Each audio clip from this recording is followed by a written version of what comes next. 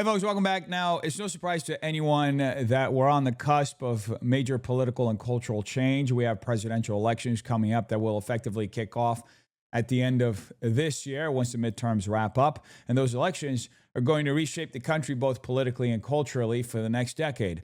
This isn't news to anyone. This is what happens every 8 years. The last cycle just felt a little different because of the break between Donald Trump's first and second term, but the broader pattern is still there, and we're seeing it play out again. And with that, we're also starting to see some very familiar dynamics return. The same kinds of struggle sessions that seemed like they were going out of fashion are, for whatever reason, making a comeback. There's a recent interview with Dave Chappelle on NPR that's been going viral where he talks about potentially bringing back the Dave Chappelle show, the show he originally walked away from at Comedy Central. But more importantly, he's in that interview being grilled once again for daring to make jokes about trans people, as if we have or should have some kind of protected class in this country. We don't, and we shouldn't. Free speech applies to everyone. People should be allowed to say whatever they want, and they should be prepared to live with the consequences of what they say. That's how this works. That's how freedom, that's how liberty works. In Chappelle's case, those jokes weren't random. They were necessary, helping to start pulling the Overton window back in the other direction from where it was heading, this liberal progressive consensus. Now, with all that being said, there are some people who are not taking this shift very well. They're not taking criticism well. It's no surprise. They're not taking accountability well either. One of those people is political propagandist and shill Jimmy Kimmel, who is now out here complaining on the Michelle Obama podcast about being held to account despite being thoroughly ineffective at what he does. Here's a clip. I just can't imagine on those nights talking about anything other than what we are talking about. And I give a lot of credit to my colleagues for doing the same thing. I think it would be embarrassing if we didn't talk about this stuff. It would be shameful. I love telling jokes. I love being funny. I love when the audience laughs. There's nothing that's more exciting to me than that. But well-rounded human beings don't behave that way. And to say that, well, your job is this, it makes me, I bristle at that. Because first of all, don't tell me what my job is. Exactly. You know, I don't tell you what your job is. My job is whatever I decide my job is, or whatever my employer allows me to do. That's what my job is. I find it interesting that Jimmy Kimmel takes offense that people would expect him to be funny and says that's actually not part of his job description, that it's not something he has to bring to the table, that his employer doesn't require it. I guess Jimmy Kimmel just decided to say the quiet part out loud. He's a full-fledged proud propagandist. He doesn't have to tell jokes. He doesn't have to be funny. He just has to get the message across. That's all he has to do, really. He has to convince you at home, if you are softened enough to his messaging, his manipulation, and the propaganda he's trying to push, that you should accept it for what it is. He's there to shape your perception, to convince you that your government is functioning the way it should, or that Republicans are the problem, or that Democrats are better than Republicans, that the political binary isn't what's actually harming this country, and that politics should be treated like a team sport.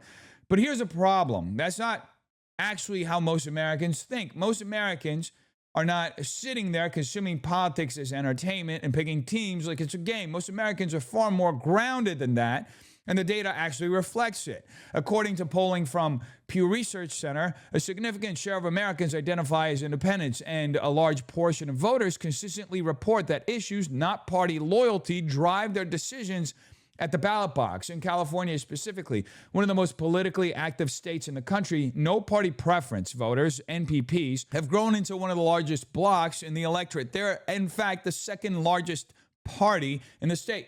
These are people who are actively rejecting the binary that Kimmel is reinforcing every night on television. He's reinforcing division in this country. So this isn't some fringe trend. This is a national shift. Americans are increasingly disillusioned with the two-party system, and they're moving toward evaluating policy on its merits rather than blindly aligning with a political team. And look, I say this as a Republican. I got into politics because I wanted to actually affect change. But once you step into the political system, you realize something very quickly. If you actually want to be effective, there are only two parties in this country that have the infrastructure to operate at scale: the Democrats and the Republicans. That's just the reality. The other parties, just being honest, there's no real infrastructure there. There's no pathway to actually influence the system from within in any meaningful way. So I had to make a choice. And for me, there was no question about this. I could never align with the Democrat Party. So I chose the Republican Party, not only because it's where I align ideologically, but because it's one of the only vehicles that actually allows you to organize, build, and push for real change. Now, the GOP itself is a whole separate conversation. It has its own issues, absolutely, but that doesn't change the structural reality of how politics works in this country. So when Kimmel says it would be embarrassing or shameful not to talk about certain issues on certain nights, what he's really revealing, whether he intends to or not, is that he sees his role as something more than just entertainment. He's stepping into commentary and influence into shaping how his audience thinks about what's going on in the world and the country. And that's fine, but here's where the real issue is. He's not being transparent.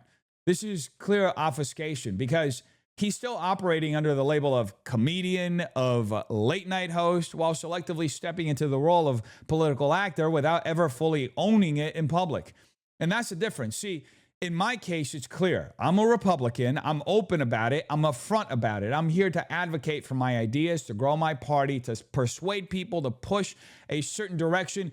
There's no confusion about what I'm doing. But in Kimmel's case, as someone in media, there's still this constant blurring of lines, this appearance of objectivity. He doesn't come out and say, I'm here to advance this Democrat agenda. He doesn't frame it in that way. Instead, it's presented as if it's just the obvious moral default position that any well-rounded human being would do the same and believe the same as Jimmy.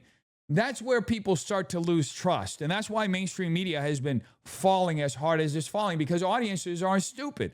They can tell there's an angle. They can tell there's a perspective. They can tell there's an agenda being sold to them that they're being persuaded to. And when it's not acknowledged, when it's packaged as neutrality or as some higher moral obligation rather than a clear ideological stance, it comes across as dishonest. And ironically, if it were just up front, if Kimmel were to say, yes, I have a perspective, yes, I lean towards the Democrats, so yes, I'm going to talk about these issues and persuade you to think like a Democrat and vote like a Democrat, people would probably respect what he does more.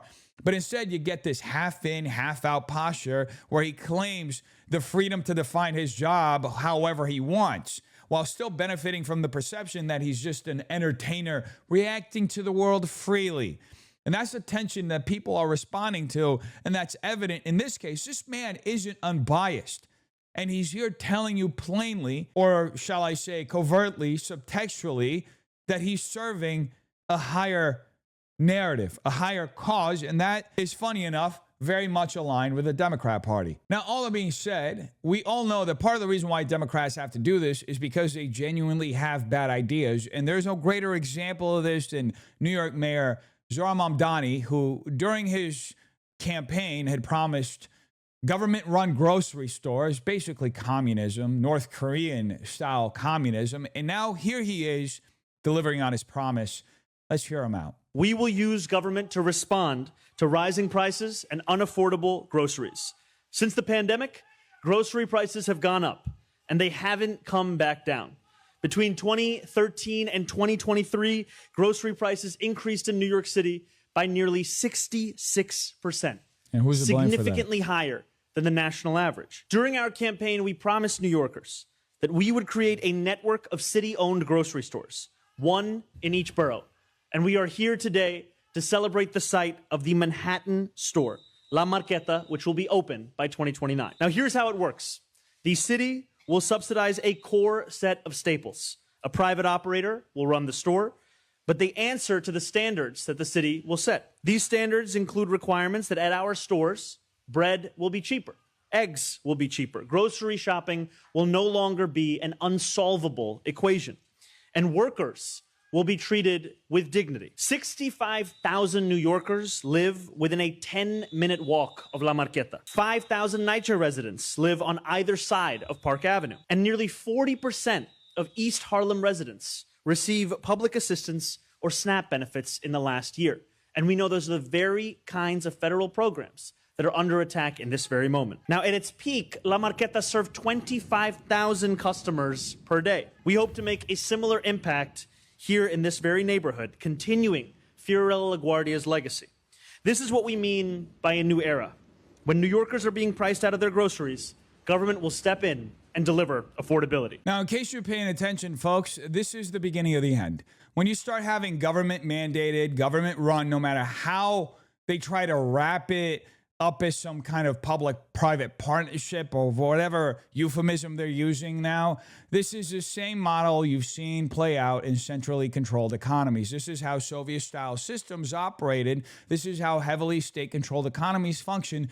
And we have entire history books documenting exactly where this leads. Shortages, inefficiencies, and ultimately less access, not more.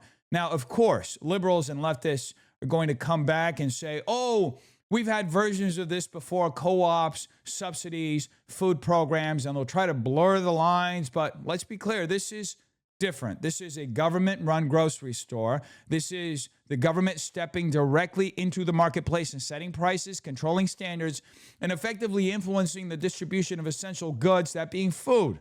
That's not the same as a temporary subsidy. That's the government inserting itself into the supply chain. And here's the part that always gets glossed over. How exactly are you going to guarantee that prices stay low? Because prices don't just magically drop because a politician like Zohran Mamdani says they should. There's only one way to artificially lower prices at scale like this: your tax money. And that's you. They come from taxpayers. So when they say bread will be cheaper, eggs will be cheaper, groceries will be more affordable, what they're really saying is we're going to shift the cost somewhere else. You're still paying for it. You're just paying for it through taxes instead of at the register. That's the trade-off they never want to talk about. And by the way, this ties into a much bigger issue. America once had one of the strongest middle classes in the world, particularly in the post-war era of the 1950s. Since then, we've seen a steady erosion of that middle class. And you have to ask yourselves why. A major part of that story is policy, the expansion of large-scale government programs, things like SNAP, welfare systems, and a growing web of subsidies has over time contributed to the creation of a dependent class. Instead of empowering people to move up, the system increasingly incentivizes reliance. And now, instead of addressing the root causes of inflation, for example, that being monetary policy, supply chain disruptions, regulatory burdens, we're being offered a surface-level fix: more government control over your lives, specifically how you eat. And that's by design, folks, which is why what you're hearing here isn't just a proposal about groceries. It's a philosophy. It's the idea that when the system produces a problem, the solution is to give the system more control over your lives, specifically how you eat. That's why when prices go up, the answer isn't to ask why markets are constrained or why costs are rising. It's to have the government step in and override the market altogether. And that's a very different direction than the one that built economic growth and upward mobility in this country. Now, all that being said, to be fair, the concern Mamdani is raising, people struggling to afford groceries, is very real. Prices have gone up. People are feeling it. Families. But the question isn't whether there's a problem. The question is whether the solution actually addresses and does something tangible and long-term and practical to fix it. Because in reality, this solution creates a new set of problems down the line. Because history suggests that when governments take on the role of provider and price setter at this level, it doesn't eliminate scarcity. In fact, it just redistributes it. And usually not in the way people expect. And speaking of scarcity, somebody who has a scarcity of neurons is Tom Steyer, who recently said this at a California gubernatorial debate. I'm very straightforward about this. ICE should be abolished. You really can't reform an organization which is absolutely wrong and criminal from top to bottom. But I think we have to look at this ICE example as just the start of what the Trump administration is very clearly trying to do. They are trying to use terror, they are trying to use violence, and they are starting with immigration, but they're not going to end with immigration. I started a grassroots effort to impeach Mr. Trump in 2017 because I could see he had a criminal administration. That hasn't changed. It's accelerated. It's gotten bigger, and it's not going to stop. The governor of California needs to stand up for the values of Californians, immigrants and non-immigrants alike. This is, by the way, the same guy who is now openly threatening to prosecute ICE agents as criminals as of today. Let that sink in for a second, folks. You have a candidate for governor in the largest state of the union talking about going after federal officers for enforcing laws that were written and passed by Congress. This sort of rhetoric isn't going to help Americans. Prosecuting people who are carrying out interior removals, who are literally doing their jobs under federal law, is not going to fix anything. It's not going to create stability. It's not going to create safety. It's just going to create more fear, more confusion, and more escalation. And that's really the pattern here. This is the never-ending escalation of problems. Government doesn't solve the problem. It just heightens it. And here's the evidence for that. Because let's be honest about how we got here. The situation with interior removals did not exist in the form which we're seeing today prior to sanctuary laws. Those policies fundamentally changed the dynamic. They broke down cooperation between local, state, and federal authorities. And instead of handling these issues in a coordinated way, everything got pushed out into the open, into the streets, into public spaces, into the realm of political theater. Now you have activists on one side, federal agents on the other, and zero cooperation between the state and the county and the federal government. That's not a functioning system. That's a breakdown. And now, instead of trying to restore that cooperation or address the issue through the proper channels, you have someone saying they're going to escalate it even further by arresting federal employees. Notice what's missing here. There's no call by Steyer to work through Congress, no effort to change the laws themselves, no appeal to California's congressional delegation, one of the largest in the country with over 50 seats, to pursue a legislative solution. None of that. It's not about fixing the law for these guys. It's about bypassing it entirely and raising the stakes. And that's where this becomes dangerous, because this isn't just rhetoric anymore. This is how you start pushing toward direct conflict between levels of government. When you have a state openly threatening to prosecute federal agents for carrying out federal law, you are moving into uncharted territory. This is exactly the kind of breakdown that many people, myself included, have been warning about for years. You cannot sustain a system where the county, the state, and the federal government are all pulling in completely different directions with zero cooperation. At some point, that tension has to resolve, and historically, it doesn't resolve cleanly. Now, all that being said, the principles of federalism are important. The balance between state and federal power is a core part of how this country was designed. But even Madison understood that without a strong, functioning federal government, you don't actually have a functioning system at all. And that's the contradiction we're currently running into, because if the executive branch is tasked with enforcing the law, but every time it attempts to do so, it's blocked, undermined, or even criminalized by state actors, then what's even the point of having an executive in the first place? This is a level of contradiction that even Thomas Paine touched on common sense, the idea that authority has to actually mean something. If the checks on authority completely nullify its ability to act, then you don't have balance, you have paralysis. And when you reach a point where government can't enforce its own laws, can't coordinate across levels, and can't justify its own authority, you start to enter a phase where the system itself begins to lose legitimacy. And that's a broader implication here. This isn't just about ICE anymore. This isn't even about immigration anymore. This is about whether the system can even function when the people running it are more interested in escalating conflict than actually resolving it. Because if this continues, we're not moving toward solutions. We're moving toward a situation where government in and of itself starts to struggle to justify why it even exists at all. Now, shifting gears, as of late, there has been a tension between Pope Leo and President Trump. The two have exchanged criticisms of each other and their standing when it comes to waging war, specifically the war in Iran. The Catholic Church has a very specific view on what qualifies as a just war, and the Pope clearly does not see the war in Iran as a just war. President Trump, on the other hand, highly disagrees with the Pope. Now, all of this has culminated into a clip that's currently going viral where Patrick Bet-David is vaulting criticisms on the Catholic Church that border on some of the oldest negative libels that were issued against Catholics that had led Catholics in the 20th century to be removed from public life and the ability to participate in America. And yet here we are seeing this man, Patrick Bet-David, on the PBD podcast, the podcast that's named after him, vault some of these same accusations. I don't know why Catholics, have this issue with Jews.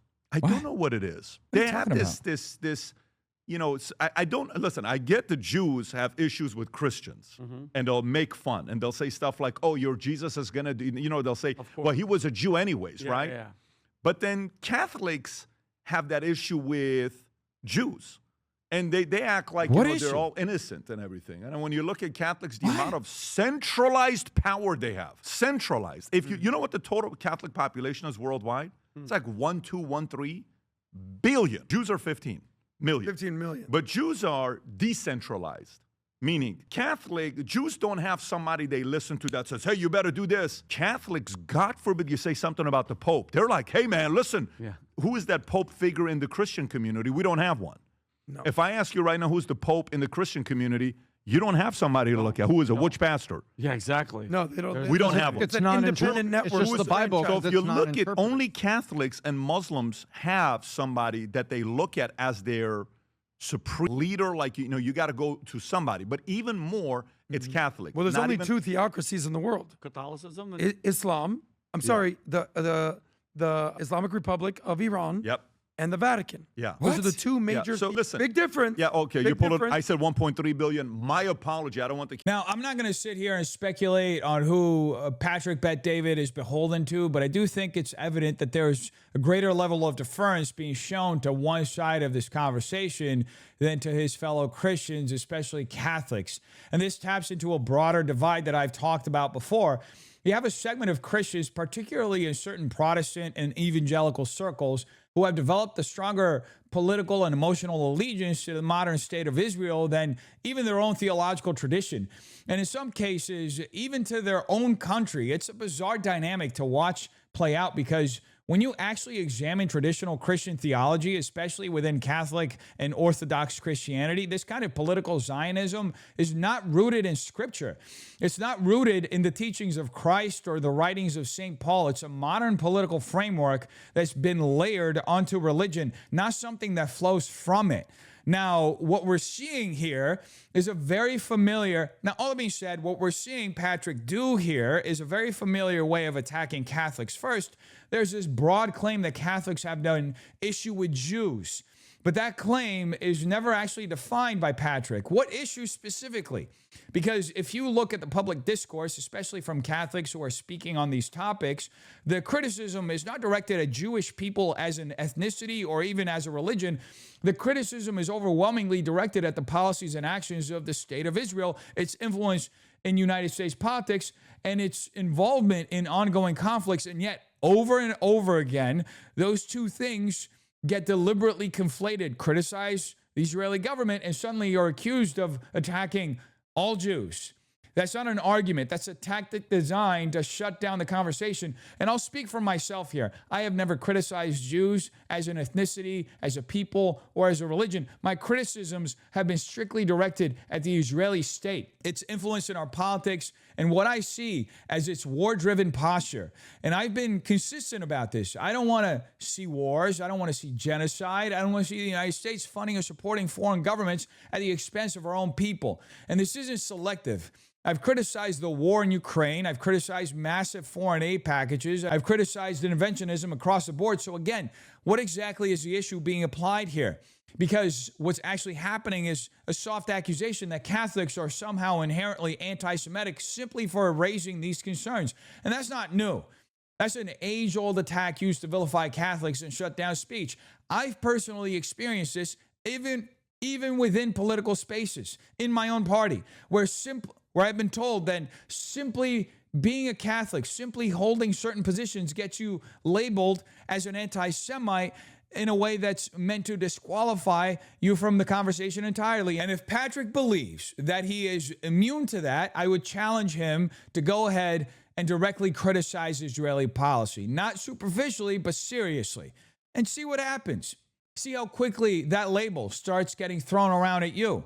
That's the reality of the environment we're currently operating in. Then there's a claim that Catholics have some kind of overwhelming centralized power because of our global population. Yes, there are roughly 1.3 billion Catholics worldwide, but the population of the world, the global population, is 8 billion. Catholics are not a majority.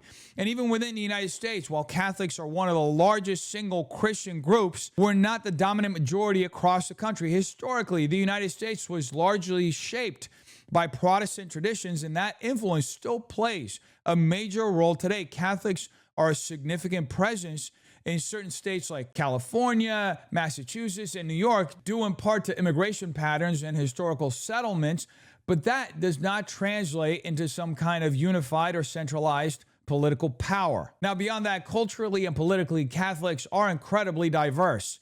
You cannot take a global population and pretend that it operates as a single coordinated block. That's simply not the reality. And that leads directly into the next misconception presented by PBD, the idea that Catholics blindly submit to the Pope, that you cannot criticize the Pope under any circumstance and that Catholics will not tolerate it. This is yet another gross generalization that completely misunderstands how the Catholic Church actually functions. Catholics can and do criticize the Pope, often very openly. In fact, some of the harshest criticisms of papal decisions come from Catholics themselves. I'm Catholic. I have criticized the Pope before. Most recently, I criticized actions and messaging that I believed were meant to push climate change, like when he blessed a piece of an iceberg. You know, that's not aligned with the truth or the church's tradition. And that's not only allowed, it's actually very common.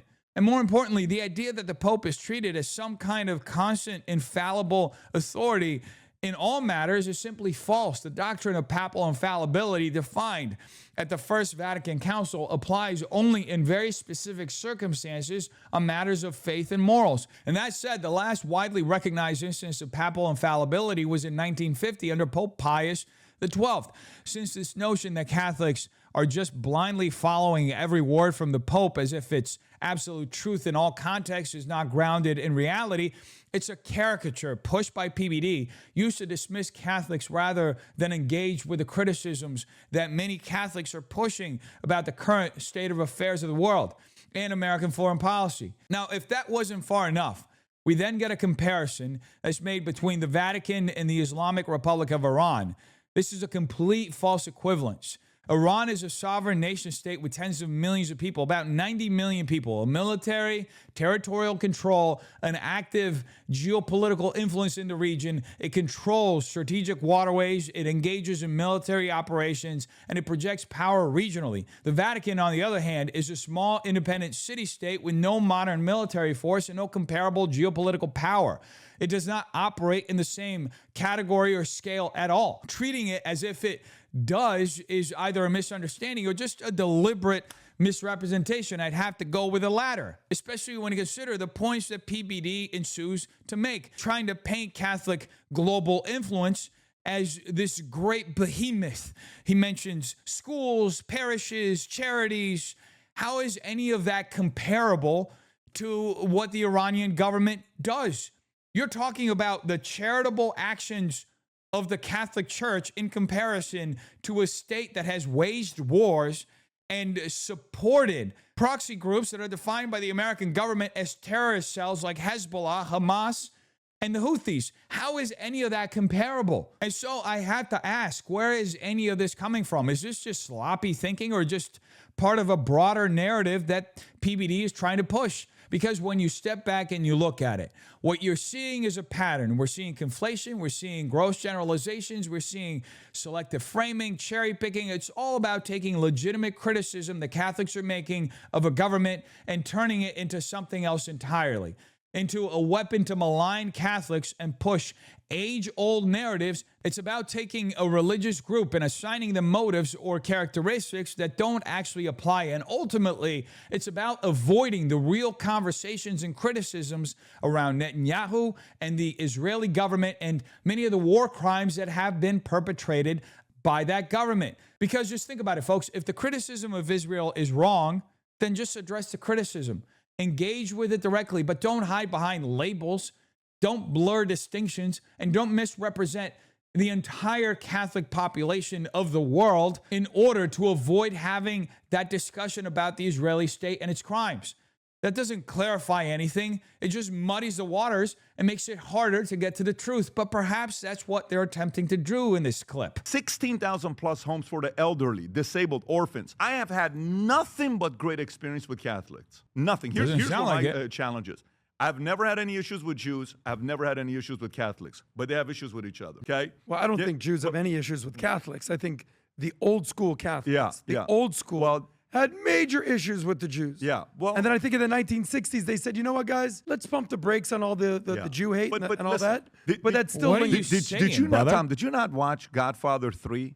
What's Godfather 3 about? Do you really want to go through the history of Catholicism and how much power and authority and mob and finances and It has its Wow. own military. It has kids a and military. there are so many things to go through. So for me, this is the problem. This is the problem. For me, it's when you come in and take a judgmental position and your church has a history of a lot of issues, you're kind of contradicting yourself and you're a hypocrite. So you have to kind of be able to balance that. But at the same time, guess what? That's what comes. The Vatican has a lot of power.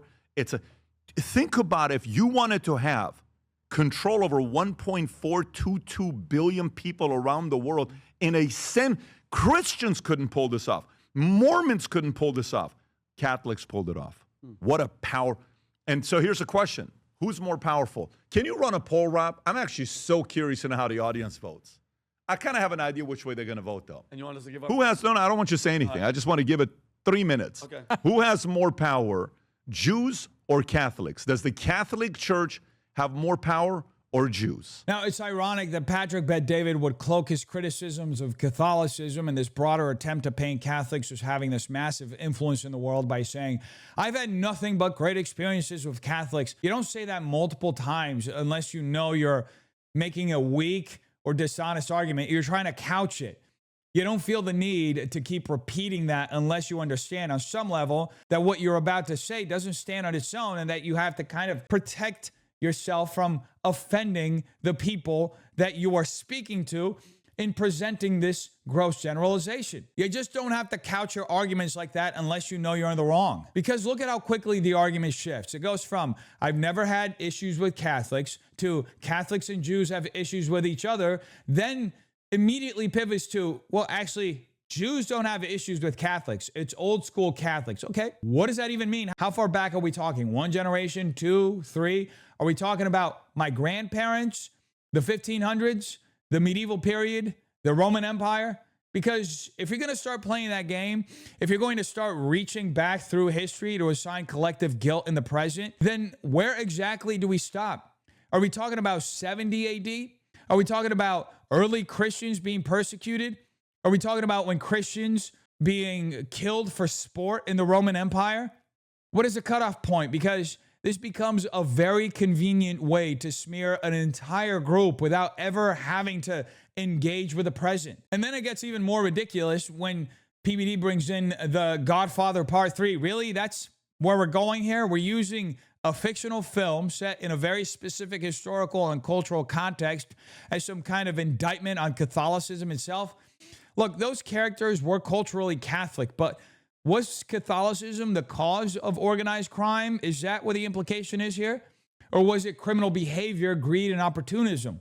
Were those men acting based on doctrine, or were they acting based on self-interest? Because if we're going to start blaming religions for the actions of criminals who happen to belong to them, then every group on earth is going to be guilty of something. Anyway, then they move into this idea that Catholics have all this power because there are 1.3 to 1.4 billion Catholics in the world. Again, This sounds compelling until you actually think about it. There are over 8 billion people on the planet. Catholics are not the majority. And even in the United States, Catholics are not some dominant, unified political force. This country was largely shaped by Protestant traditions, and that influence still exists today. Catholics are a major presence in states like California, Massachusetts, New York, like I mentioned, largely because of immigration and historical settlements. But that is absolutely not the same thing as centralized power or coordinated control. Catholics are not a monolith. We're not moving in lockstep. There is no global command structure directing 1.3 billion Catholics to follow some kind of political behavior. That's just not reality. Now, what later ensues is this weird attempt to separate Catholics from Christians as if we're somehow not part of the same body.